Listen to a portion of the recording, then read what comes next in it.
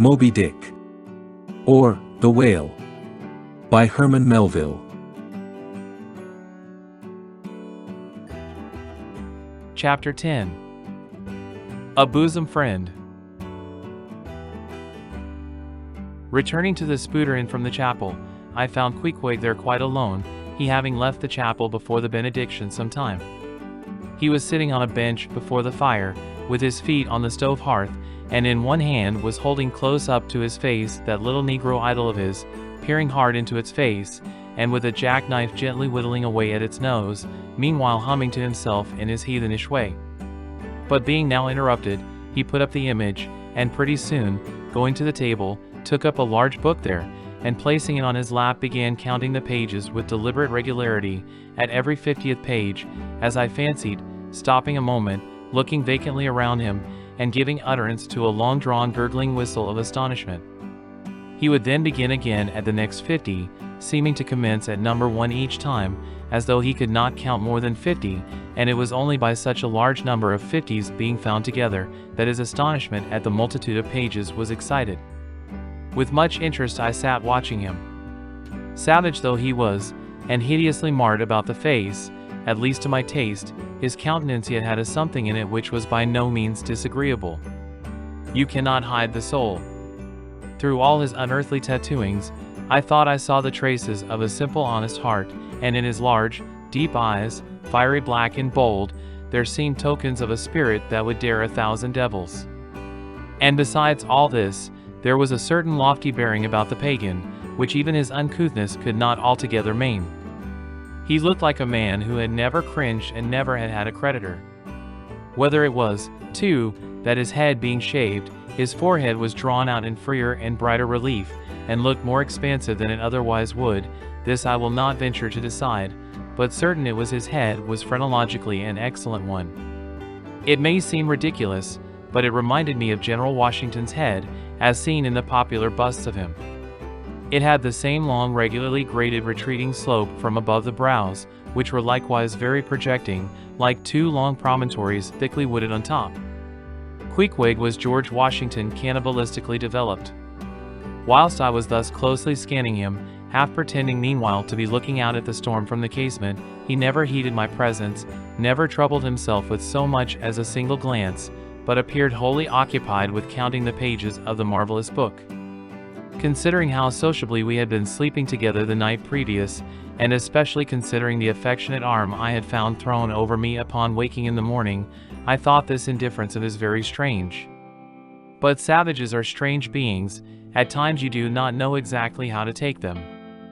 At first they are overawing, their calm self-collectedness of simplicity seems a Socratic wisdom. I had noticed also that Pequod never consorted at all, or but very little, with the other seamen in the inn. He made no advances whatever, appeared to have no desire to enlarge the circle of his acquaintances. All this struck me as mighty singular, yet, upon second thoughts, there was something almost sublime in it. Here was a man some 20,000 miles from home, by the way of Cape Horn, that is, which was the only way he could get there, thrown among people as strange to him as though he were in the planet Jupiter, and yet he seemed entirely at his ease, preserving the utmost serenity, content with his own companionship, always equal to himself. Surely this was a touch of fine philosophy, though no doubt he had never heard there was such a thing as that. But, perhaps, to be true philosophers, we mortals should not be conscious of so living or so striving. So soon as I hear that such or such a man gives himself out for a philosopher, I conclude that, like the dyspeptic old woman, he must have broken his digester. As I sat there in that now lonely room, the fire burning low, in that mild stage when, after its first intensity has warmed the air, it then only glows to be looked at, the evening shades and phantoms gathering round the casements, and peering in upon a silent, solitary twain, the storm booming without in solemn swells, I began to be sensible of strange feelings. I felt a melting in me. No more my splintered heart and maddened hand were turned against the wolfish world. This soothing savage had redeemed it. There he sat, his very indifference speaking a nature in which there lurked no civilized hypocrisies and bland deceits. While he was a very sight of sights to see, yet I began to feel myself mysteriously drawn towards him.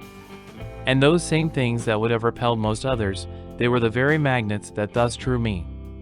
I'll try a pagan friend, thought I, since Christian kindness has proved but hollow courtesy. I drew my bench near him and made some friendly signs and hints, doing my best to talk with him meanwhile. At first he little noticed these advances, but presently, upon my referring to his last night's hospitalities, he made out to ask me whether we were again to be bedfellows. I told him yes, whereat I thought he looked pleased, perhaps a little complimented. We then turned over the book together, and I endeavored to explain to him the purpose of the printing and the meaning of the few pictures that were in it. Thus I soon engaged his interest, and from that we went to jabbering the best we could about the various outer sights to be seen in this famous town. Soon I proposed a social smoke, and, producing his pouch and tomahawk, he quietly offered me a puff. And then we sat exchanging puffs from that wild pipe of his, and keeping it regularly passing between us.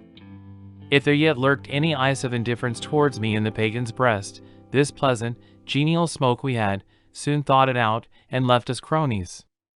He seemed to take to me quite as naturally and unbiddenly as I to him, and when our smoke was over, he pressed his forehead against mine, clasped me round the waist, and said that henceforth we were married, meaning, in his country's phrase, that we were bosom friends. He would gladly die for me, if need should be.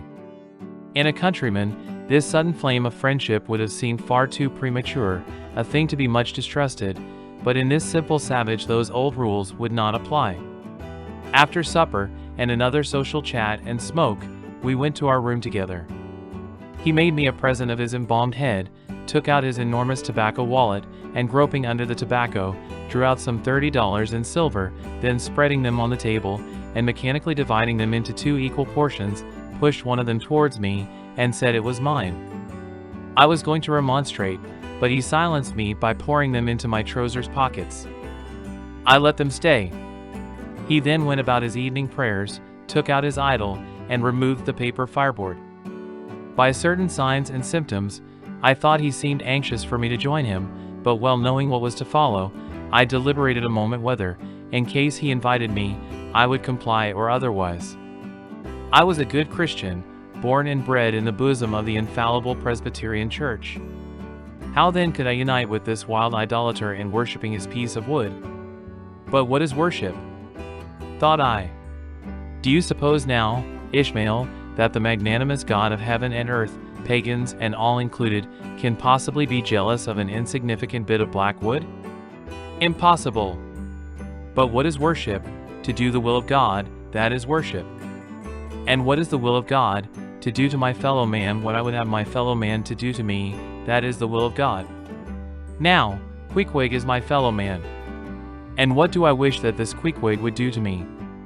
Why, unite with me in my particular Presbyterian form of worship. Consequently, I must then unite with him in his, ergo, I must turn idolater. So I kindled the shavings, helped prop up the innocent little idol, offered him burnt biscuit with Queequeg, salamied before him twice or thrice, kissed his nose, and that done, we undressed and went to bed, at peace with our own consciences and all the world. But we did not go to sleep without some little chat. How it is I know not, but there is no place like a bed for confidential disclosures between friends. Man and wife, they say, they're open the very bottom of their souls to each other, and some old couples often lie and chat over old times till nearly morning. Thus, then, in our heart's honeymoon, lay I and Queequeg, a cozy, loving pair. Thank you for watching. If you are returning to the Classic Masterworks channel, welcome back. If you are new, please don't forget to like and subscribe and hit the bell notification so that you will be made aware of our latest content.